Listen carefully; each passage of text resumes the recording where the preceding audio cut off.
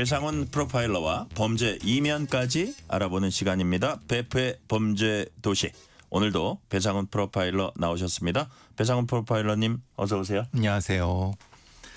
배달 음식에 벌레가 나왔다고 속여서 300번 넘게 환불받은 20대 대학생이 징역 1년, 실형을 선고받았습니다. 자, 프로파일러님. 블랙 컨슈머 리스트 뭐 이런 게 있을 겁니다. 아마도. 근데 2년 동안 이거를 계속 지속했다는 게 또 사실 놀라워요. 그러니까 그게 유지될 수 있었고 네네. 그걸 또 유지시키려고 상당히 교묘한 방법을 썼다는 그래요? 거. 그래서 사실은 웬만하면 이런 건 실형이 안 나오거든요. 그래서 이 재판부에서도 실형이 된 것도 죄질이 정말 나쁘다고 굉장히 본 거네요. 안 좋게 된 거죠. 네. 협박부터 시작해갖고 일종의 스토킹까지 들어가니까요.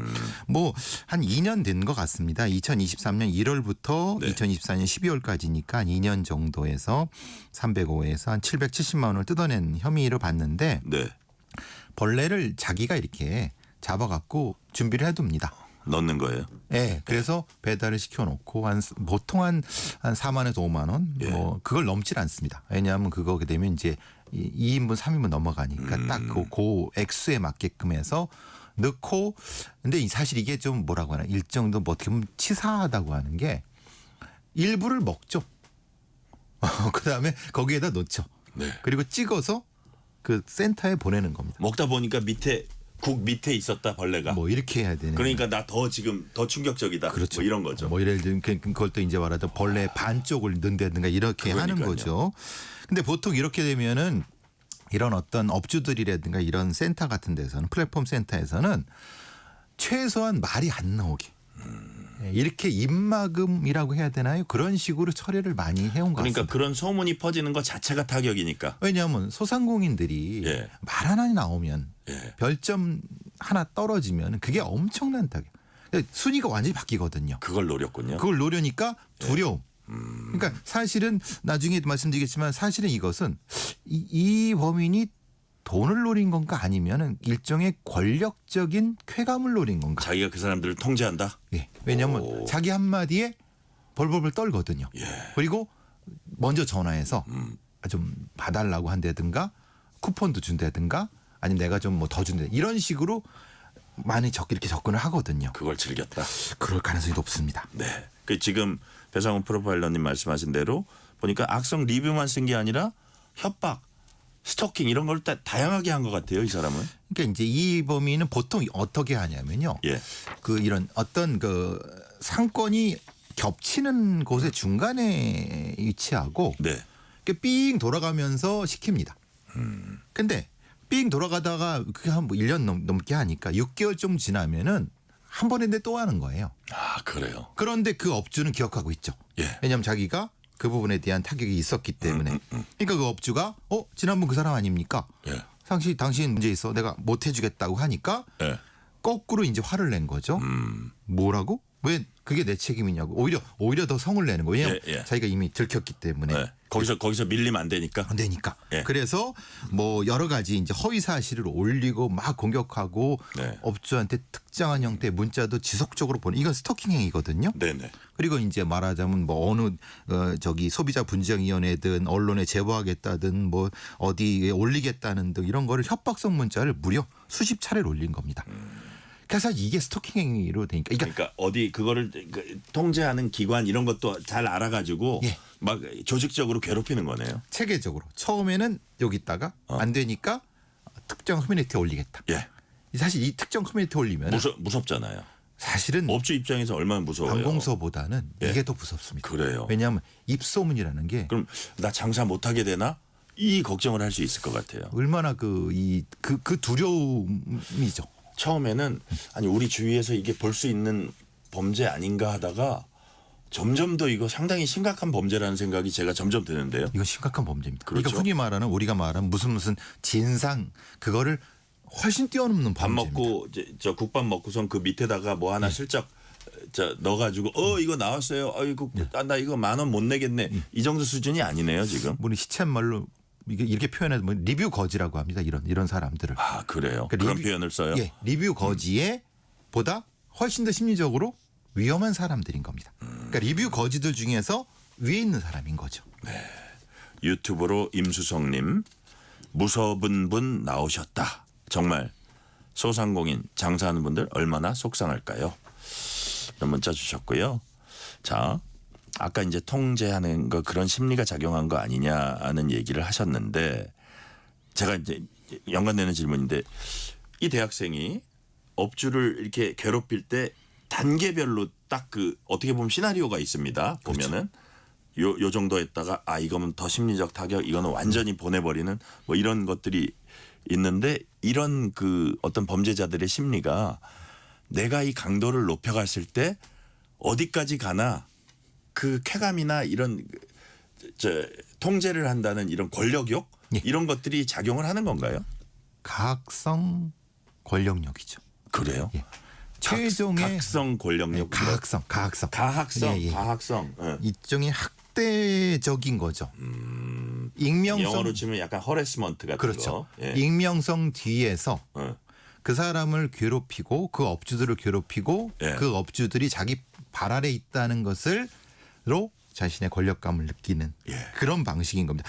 댓글 하나가 뭐가 그러냐고 생각하시겠지만 절대 그렇지 않습니다. 예. 왜냐하면 이 댓글 하나가 별점 하나가 업주들은 생사와 관련된 부분입니다. 그렇죠. 그러니까 얼마나 그것이 한 사람이 아닌 거예요. 지금 우리가 한 피해 업주가 하나라고 생각해요. 아닙니다. 그 블록에 여러 업주들이 수십여 업주들이 다 피해입니다. 근데 그 피해 업주들은 자기는 조금 덜 피해 보고자 하는 어떤 서로 간의 이런 것 때문에 더 사실은 더 괴롭죠. 네. 그거를 보고 확인하고 그러니까요. 그리고 대상도 선정을 합니다. 그러니까 보면은 리뷰를 달리는 거 보면은 요 업주는 통하겠다 안 통하겠다를 판단해서 공격 대상을 선정한다는 거예요. 그러니까요. 소위 말하는 소비자의 갑질을 넘어서 더한 어떤 통제 행위 뭐 이런 걸로 이제 볼 수 있다는 말씀이신데 그렇죠. 이게 오프라인에서 일어나는 것과 비교해서 온라인에서 일어나는 것 더 잔인하고 강력할 수 있습니까? 왜냐하면 오프라인은 볼 수 있잖아요. 네. 그리고 이게 실제로 들어간지 안 되는지 확인할 수 있고 말로서 뭔가 좀 여기서 뭐 이렇게 될 수 있는데 예.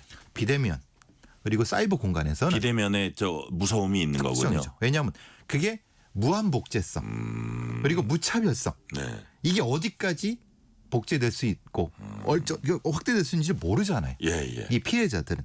그래서 이것이 결국은 가해자들한테 엄청난 폭발적인 권력력을 준다는 겁니다. 그래요. 이거 참 이게 처음에 이렇게 봤을 때보다는 더 이렇게 들여다 볼 만한 어떤 사안이라는 생각이 드는데. 그렇죠. 자 프로파일러님, 그 블랙 컨슈머 단순한 블랙 컨슈머라기보다는 악플러 혹은 소위 사이버 레카 뭐 이런 거하고 성격이 더 가깝다 이런 생각도 들어요.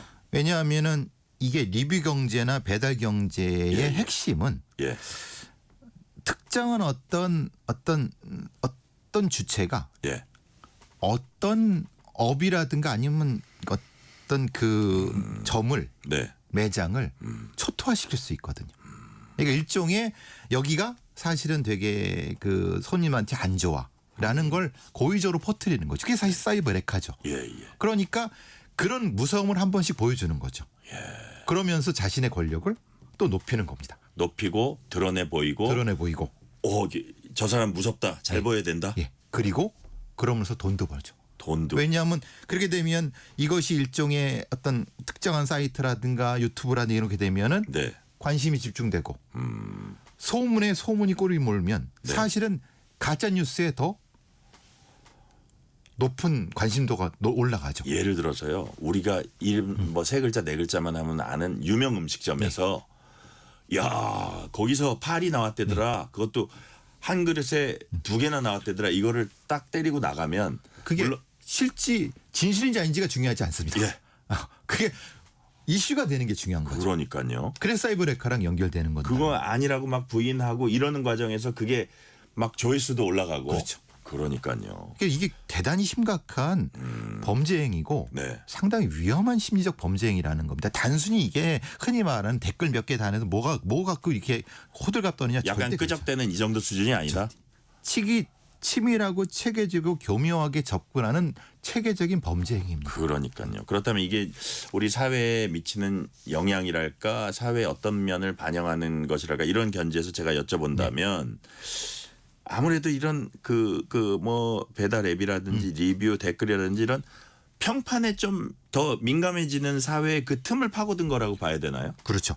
왜냐하면 사이버 공간의 평판이 예. 실제로 음식점은 맛있게 하고 친절하면 최고가 돼야 되는. 그러니까요. 문제는 이런 형태의 어떤 악성 리뷰 아니면 리뷰 거지들을 잘 다루는 업이 더 성장을 하는 겁니다. 그러니까 자본주의 경제가 왜곡될 수 있다는 겁니다. 흔히 말하는 아주 건강하게 성장해야 될 자본주의 경제가 엉뚱하게 그들의 입막음을 하는데 돈을 더 쓰는 데가 더 높은 평점 올라간다고 하면 이게 실제로 그럼 어떻게 유지가 될 수 있겠습니까?